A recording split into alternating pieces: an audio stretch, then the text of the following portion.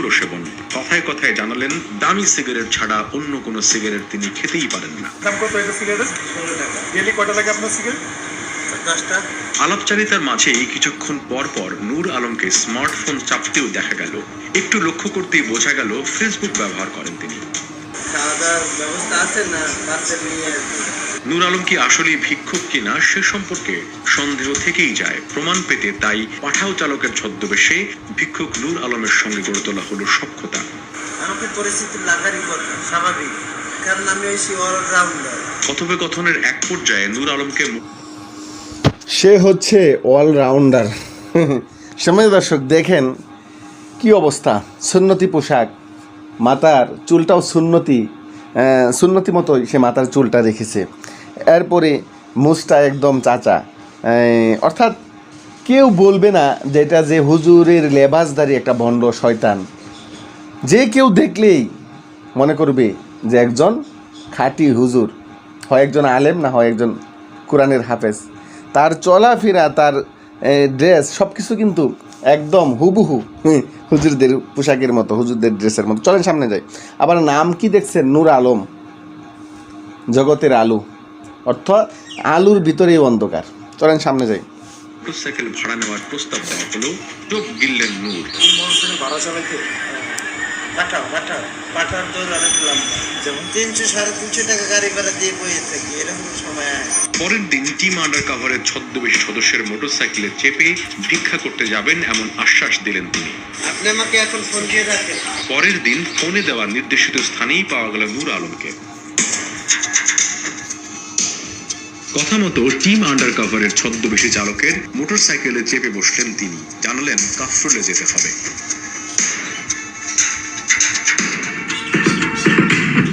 কাফরুল থানার উল্টো পাশে একটা মসজিদে থেমে গেলেন নূর। নিজের তল্পিতল্পা বিছিয়ে সেখানে ভিক্ষা করতে বসে গেলেন। ভিক্ষা চাওয়া দৃশ্য দেখে পক্ষপাতগ্রস্ত নূর আলমকে সত্যি বেশ অসহায় মনে হতে পারে, কিন্তু সত্যি কি নূর এতটা অসহায়? প্রায় 3 ঘন্টা পর ভিক্ষা কার্যক্রম শেষ করলেন নূর। বোঝা গেল অল্প সময়ের ভেতরেই বেশ ভালো টাকা। ঘটনাটা কি আপনারা বুঝতে পেরেছেন? তার একটা পা নেই, সেটা একবারে কোমর থেকে তার একটা পা নেই, এবং একটা হাতের মধ্যে সে হাতটাকে ব্যাগের মধ্যে রাখছে, এভাবে রাখছে যে তার হাতটা ভাঙা, পাটা সত্যি তার পা নেই।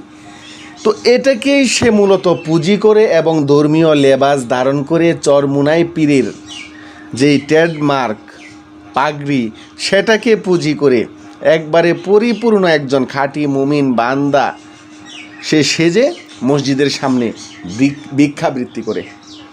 ভিক্ষাবৃত্তি এটা তার পেশা। সম্মানিত দর্শক, চোর সে মসজিদে নামাজ পড়তে যায় না, চোর যায় চুরি করতে, মুসল্লির লেবাস ধরে, মুসল্লির বেশ ধারণ করে। ঠিক আমাদের সমাজের নানা অপরাধীরা তারা হুজুরদের বেশ ধরে, ধর্মীয় লেবাস ধারণ করে মূলত তারা তাদের স্বার্থ হাসিল করার জন্য। কিন্তু সেটা হয় কি, উল্টো হুজুরদের উপরে দোষ চলে আসে যে হুজুর মানুষ, হুজুররা এরকম এরকম। এই জন্য বলবো যে হুজুরদের ব্যাপারে নাক গলানোর পূর্বে, দোষারোপ করার পরে আগে দেখেন সে প্রকৃতপক্ষে কোনো হুজুর কিনা। চলেন সামনে যাই। ফিরতে ফিরতে সন্ধ্যা ঘনালো। চলতি পথে নেওয়া হলো বিরতি। আরেকটু সখ্যতা বৃদ্ধির চেষ্টা করতেই বেরিয়ে এলো থলের বেড়াল। এখানে যখন যাই তখন আমার চেষ্টা থাকে আলাদা, জামা থাকে, প্যান্ট থাকে, আমার মাথায় ক্যাপ থাকে, টুপি থাকে, আমি তো খারাপ রাস্তায় যাচ্ছি। ভিক্ষুক রূপী নূরের কথাতেই যেন স্পষ্ট। কথা কি বুঝতে পেরেছেন?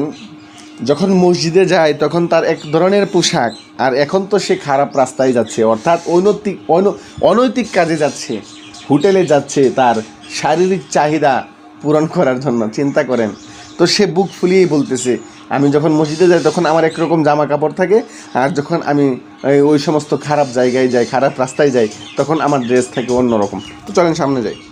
তার আসল চরিত্র বোঝা গেল।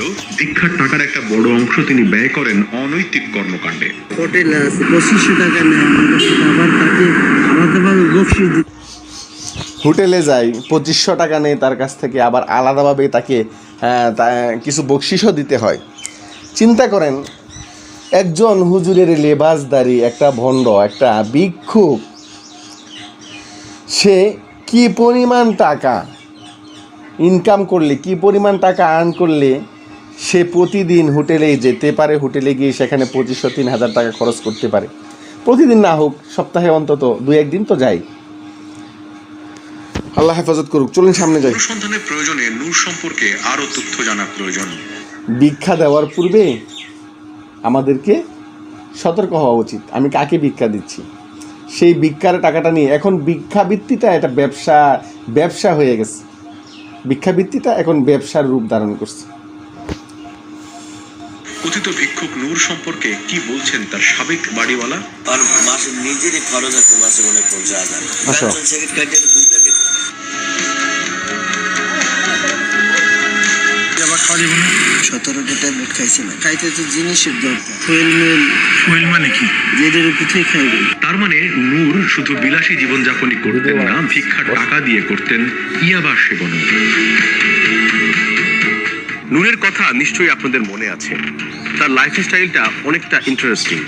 তার আসলে এই ভিক্ষাবৃত্তির পেশায় আসার কথা নয়, কিন্তু তিনি কেন আসলেন এবং কেন তিনি এখানে স্থায়ীভাবে আছেন সেই গল্প জানবো এবং জানাবো আপনাদেরকে।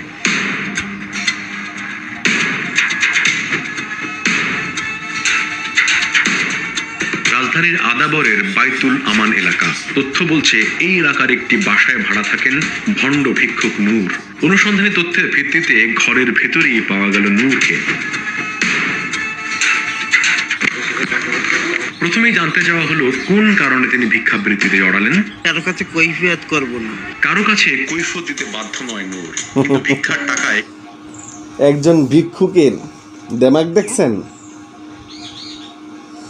দুঃসাহস কি পরিমাণ! হ্যাঁ, যাই হোক, কিছু বলতে চাই না। এই সমস্ত লেবাসদারি ভণ্ডরাই মূলত হুজুরদের লেবাস দান করে তারা তাদের স্বার্থ হাসিল করে, আর মাঝখান থেকে দোষ হয় হুজুরদের।